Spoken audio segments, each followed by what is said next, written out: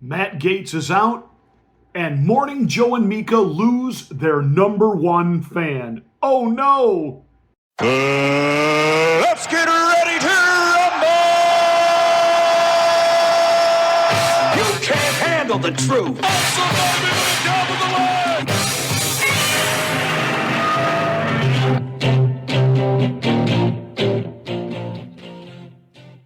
Hi, I'm Pastor Marty, and welcome to the Afternoon Drive. Please make sure that you are subscribed to the channel. Once you are, smack the bell, click the word all. That will give you notification of my rants, my ravings, my undeniably flawless reasonings. Please like and share this video. That's the way that we get the word out that we're here. Thank you so much for watching and being a part of the Afternoon Drive.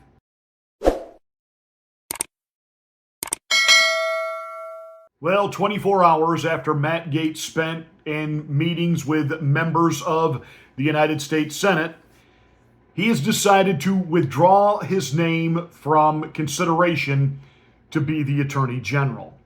Now, some obviously on the left will be very gleeful. It's it. We've already begun to hobble and cripple the Trump campaign.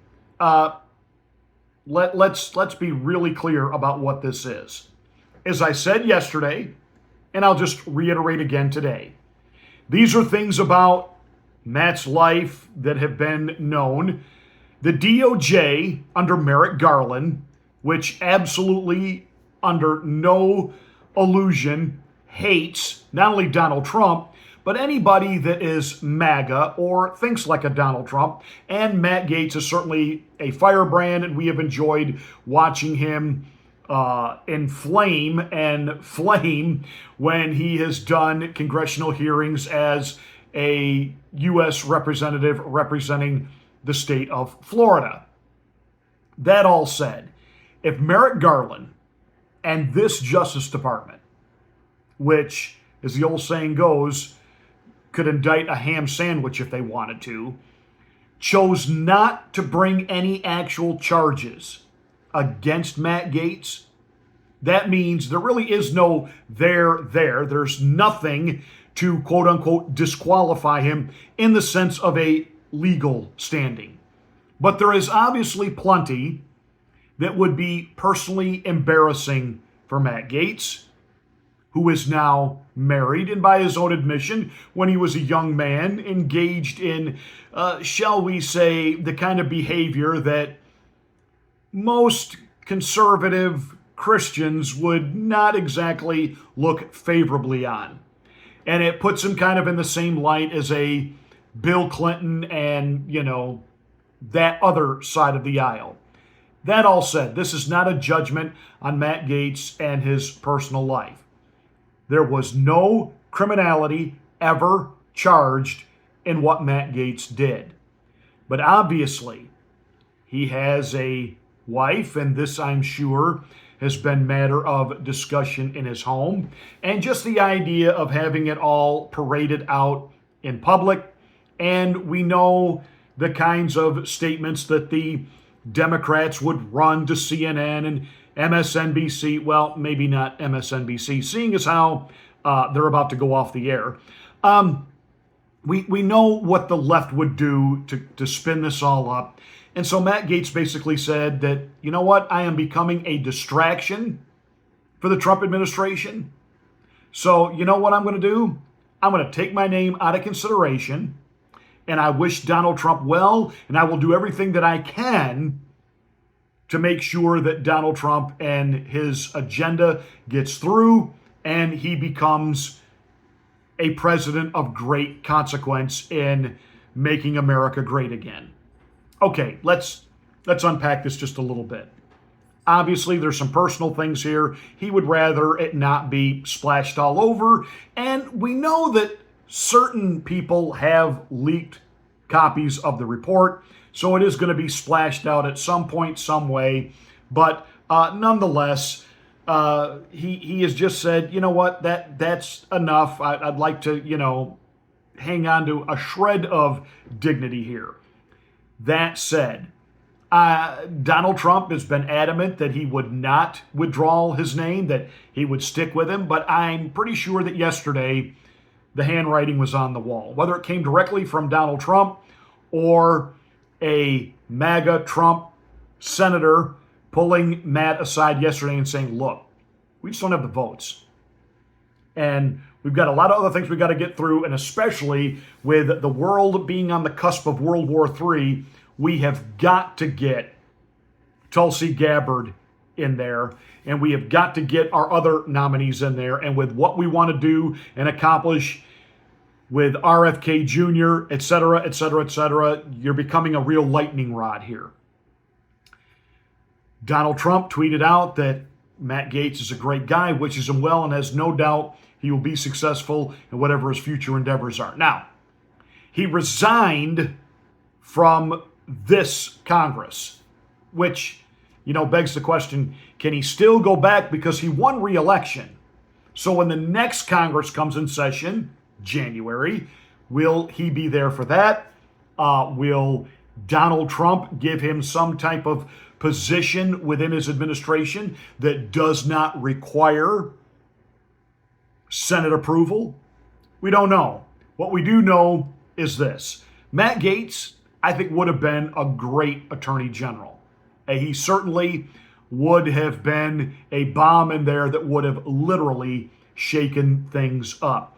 And he would have rooted out, ferreted out, and ended this lawfare that has really started under Barack Obama.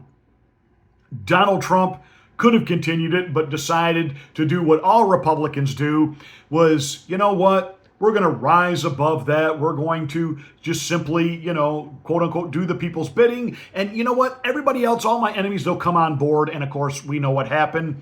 They didn't. And then what they spent the 4 years he was out of office trying to do to him personally, financially, to his businesses, etc., etc., etc. So there is a shakeup that is needed within the Department of Justice.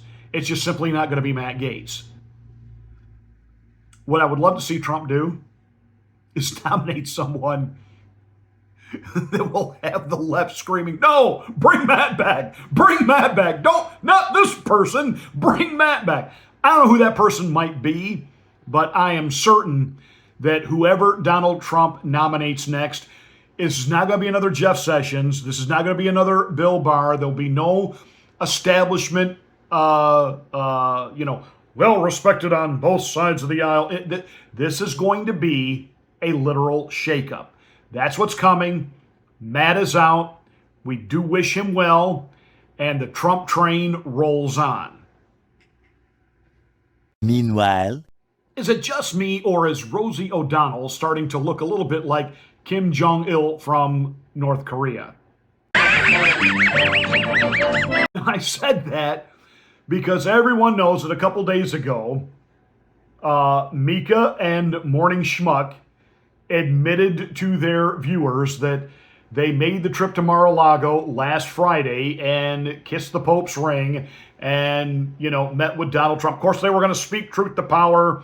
And Mika said, when people ask us, why would you go meet with him? The question back at you would be, why not? Well, I don't know, because for the last 8 years, you said he was Hitler incarnate, and you said that he was a fascist and a threat to democracy, et cetera, et cetera, et cetera. But Joe Scarborough, the guy who came in under the Newt Gingrich wave and had, shall we say, while he was in Congress, a staff member mysteriously die in his office. That's never really been rooted out. And, he had his gigs on other cable news channels. He was supposed to be the conservative viewpoint. He's always been the rhino. And he's not even a rhino. He is whatever way the wind is blowing guy. And the man has no soul. He and his wife are just in it for the grift and the fact that they love the attention and this idea that they can hobnob with the real powerful people. Biden's out, and they saw the opportunity that, well, we aren't going to be able to cozy up to a Kamala administration. Let's go try to cozy back up to Donald Trump. There's a lot of people out of MAGA world that are a little upset that President Trump even took that meeting. They're upset because there have been a lot of people, even a lot of podcasters, broadcasters, etc., that have stayed and remained kind of in Trump's corner, and they can't get an interview. They can't get a face-to-face with him, but he did this for Joe and Meek. I'm going to tell you why he did that. I think he loved the idea of these two people that have been so nasty, so vile in what they've said about him. I think he absolutely loved the fact that they were going to come and grovel before him. I think he loved that. I don't think that he had any intention of ever, legitimizing them by going on Morning Schmuck. And it was a way that, in essence, it killed them. They lost 50% of their audience right after the election. They've now lost an estimated another 20% after they admitted they went to Mar-a-Lago. In fact, their number one fan had to just come out and say, that's it. I'm done. So Mika and Joe went down to Mar-a-Lago to kiss the ring. It's the last time I ever watched Morning Joe. Period. End of statement. Okay, so Rosie ODonnell got straight to the point, short and sweet. And wait, what's this? Unreal. Unreal. Oh, so you really weren't done. For months you were telling us he's the worst thing that could happen to this country and democracy. And then you go kiss his ring? Despicable. Despicable you. Okay, thank you from irrelevant Rosie ODonnell while you will never again watch Morning Joe. I don't think anybody's ever paid any attention to anything that you've said, especially since leaving The View. The View is on life support. 2 days in a row, Sunny Holstein, I know what her name is, Sunny Holstein has had to deliver in the middle of a segment. The legal team at ABC has made her read the hostage note on camera. Yesterday it was over Matt Gaetz. Today it was over Hegseth, the nominee to be Secretary of Defense. It's just these media corporations understand that the handwriting is on the wall. They are hemorrhaging money. And so you're going to see ABC is going to just kill The View unless, they bring Rachel Madcow over, because she's going to need a home and someplace to go because MSNBC is up for sale. Comcast is segueing out MSNBC and CNBC. And the story is now that NBC News feels like they're being dragged down because of MSNBC. Well, you're being dragged down because of your far left liberal bias and your woke agenda. But nonetheless, okay, you want to pin the blame on MSNBC and all the no talent over there, like Lawrence O'Donnell and Rachel Maddow and everybody else. Lester Holt doesn't want to be associated with you people. MSNBC, CNBC, they're going to have to actually move out of the NBC building at Rockefeller, and they may even have to rebrand, so that there is no association between MSNBC and NBC. And Morning Schmuck and Mika are going to be looking for work relatively soon. And if they think they're going to come into the world of podcasting, yeah, ask Don Lemon how well that worked out for him. But hey, they could always go over to News Nation with Chris Cuomo and the rest of the fired and unemployed cable news people that needed somewhere to go. I will say this about News Nation. A lot of their reporting is actually kind of down the middle. They are actually doing some straight up legitimate news. Nobody's really watching it. They don't have an audience, but they were the first ones to call the election for Donald Trump before midnight. Fox News didn't even get around to it till about 2 a.m, and ABC didn't get around to it till 5 a.m. the following day. But News Nation had it first and called everything accurately, and they were spot on. So kudos to them. I guess Morning Schmuck could always go over there. Who knows? Maybe even their number one fan, Rosie ODonnell, will go over there and host a News Nation version of The View. Because Rachel Maddow is going to need a job too.